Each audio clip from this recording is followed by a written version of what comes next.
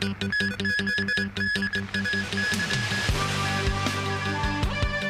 High Court orders China Evergrande to undergo liquidation. A drone strike by an Iran-backed group kills 3 U.S. troops in Jordan near the Syrian border.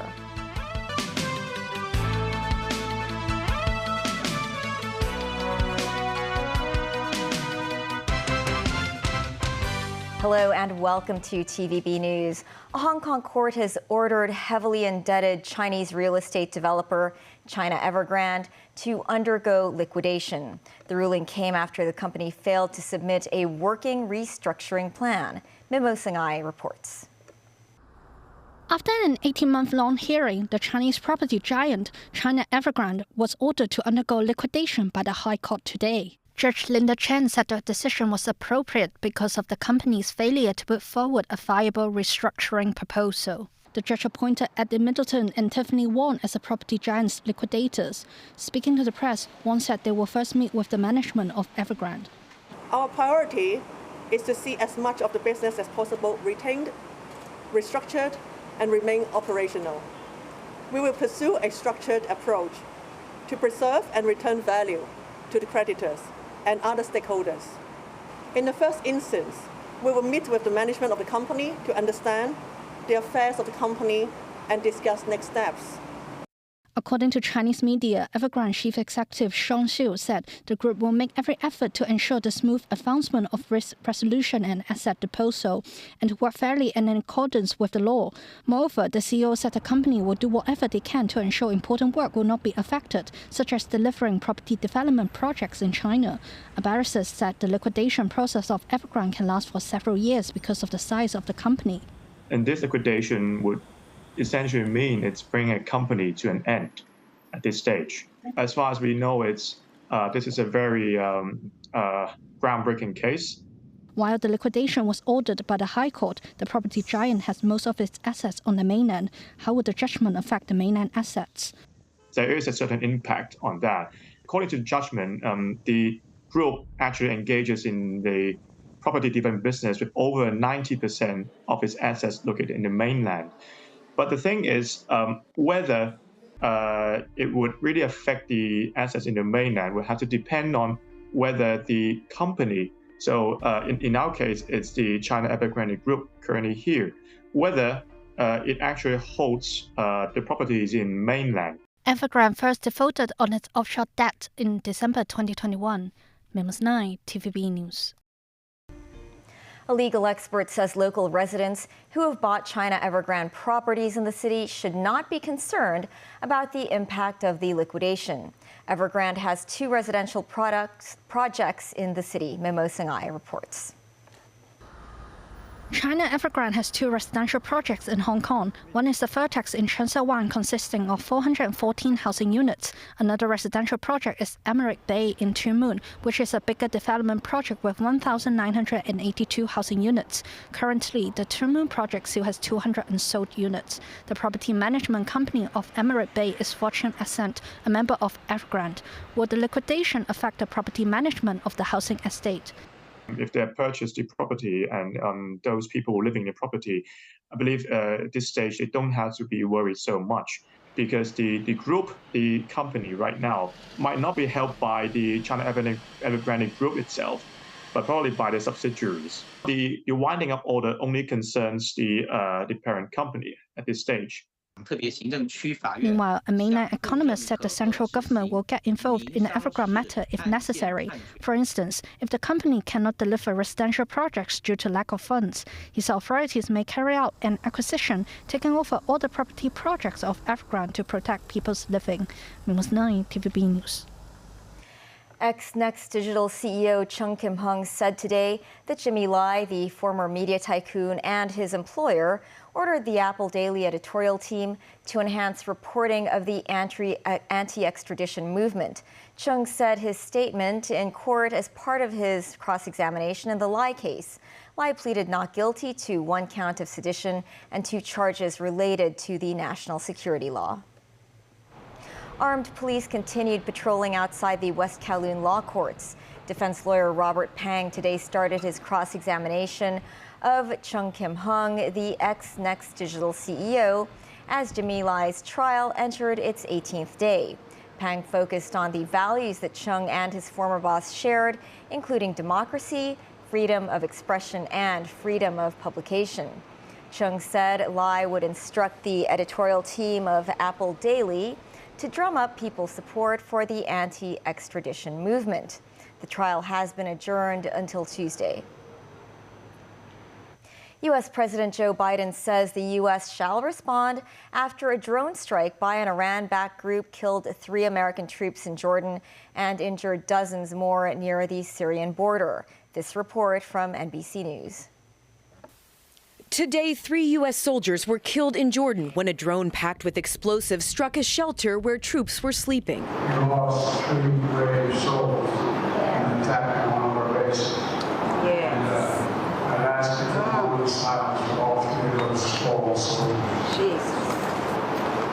President Biden blaming radical Iran-backed militant groups operating in the region. More than 30 U.S. troops were also wounded, according to 2 U.S. officials, including several who were medevaced out because of the severity of their injuries. A spokesperson for the Jordanian government denied the attack occurred on their soil, but U.S. officials insist it was in Jordan. This is the first time U.S. troops have been killed during the more than 3 months of assaults by Iranian-backed militia groups. Now more than 160 attacks against bases with Americans in Iraq and Syria since October 17th. And just 1 week ago, multiple U.S. troops were injured when a barrage of ballistic missiles hit Al-Assad Air Base in Iraq. Secretary of Defense Lloyd Austin releasing a statement saying he is outraged and deeply saddened. The attack targeted a small outpost near the Syrian border known as Tower 22, according to U.S. officials. The troops there work with and advise the Jordanian military. But it also supports the U.S. garrison on the other side of the border in Syria called Al-Tanf. We visited that base 5 years ago. The troops there tasked with keeping ISIS in check. But the entire area has a much bigger mission. Situated along a highway that runs from Tehran to Baghdad and all the way to Damascus, the troops there are cutting off a land bridge for Iran to move weapons and fighters into Syria. U.S. officials held talks on Sunday with Qatar and Egypt in Paris, trying to broker a truce between Israel and Hamas that would also see all the remaining hostages released. Under the proposal, the pause in fighting would last 2 months, and hostages would be released in 2 stages. First, the women and children, and then soldiers and men. Israeli Prime Minister Benjamin Netanyahu said talks were constructive, but gaps remained. Meanwhile, Arab countries hit out at a group of nations, including the U.S. and Britain, but that have suspended funding for the UN Agency for Palestinians. The pause in funding came after 12 staff members of the agency were accused of involvement in Hamas's October 7th attack on Israel. Nasvi Karim has more.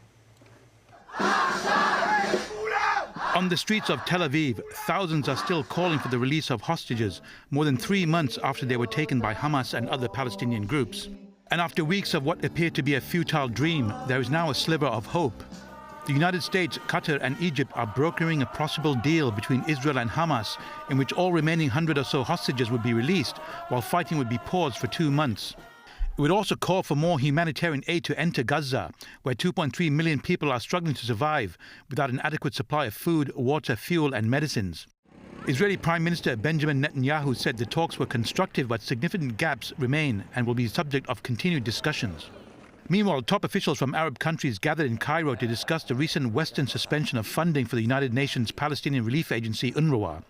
Jordanian Foreign Minister Ayman Safadi was at the meeting, having earlier said on social media that UNRWA was a lifeline for Palestinians facing starvation in Gaza.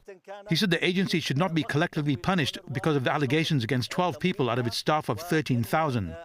UN Secretary General Antonio Guterres said 9 of the 12 accused were immediately terminated. 1 was confirmed dead, and the other 2 still need to be identified. With aid into Gaza scarce, Palestinians are often left on their own to survive.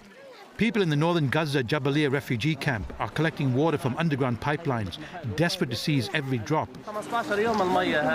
Yusuf Al-Ayoti said they must dig to find water, even though the salinity levels are high.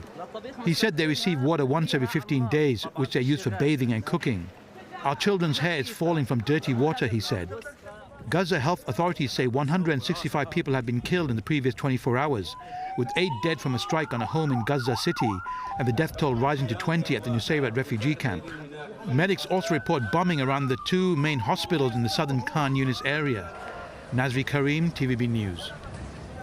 Turkey's interior minister on Monday said 2 Islamic State members have been detained in connection with a shooting incident at a Catholic church in Istanbul.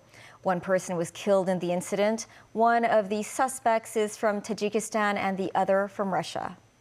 Among those attending Mass at the church was the Polish Consul General and his family. They were unharmed in the attack.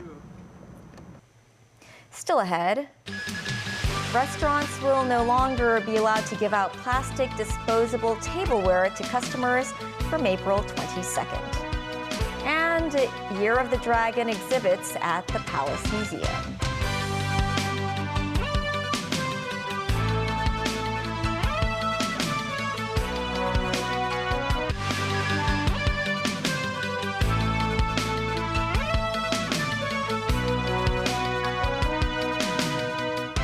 Welcome back.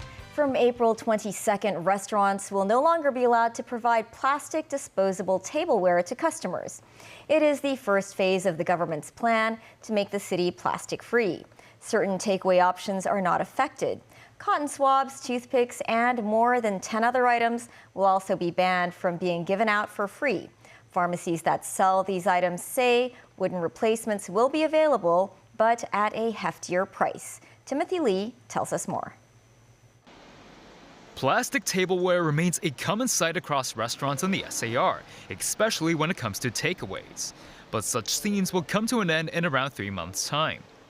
Starting on April 22nd, polystyrene tableware, plastic cups, bowls, and straws will no longer be provided in restaurants. But plastic cups and a few other items will be exempt from the ban for takeaway food. Residents can also purchase them at restaurants. Regarding single-use products, the first phase of the anti-plastic scheme will ban the free provision of 12 items, including cotton swabs, toothpicks, and umbrella bags. This as non-medical plastic gloves, tissues in plastic packages used for promotion purposes, and toiletries in hotels remain available for sale. 3 items are completely exempt from the scheme. They are plastic straws that come with paper box drinks, prepackaged food and drink products, and dental floss. Authorities emphasize the law aims to regulate the manufacturing, provision, and sale of plastic products. Residents using banned disposable items will not be considered to be breaking the law. This includes those who purchase such items on overseas websites or from outside the city. But what do SAR residents think of this new measure? This man said he received little information regarding the government's plastic-free plan, adding that it's too much of a hassle. While this man welcomes the government's move, he stressed that sacrifices must be made to save the environment. Meanwhile, some pharmacies said wooden cotton swabs can serve as replacements for the plastic equivalents, but noted they come at a higher price. They said the government did not notify them of the details of the scheme, and that authorities could have started their promotional activities much earlier. Timothy Lee, TVB News. The Office of the Privacy Commissioner for Personal Data found that several restaurants collected data from customers through their digital ordering systems.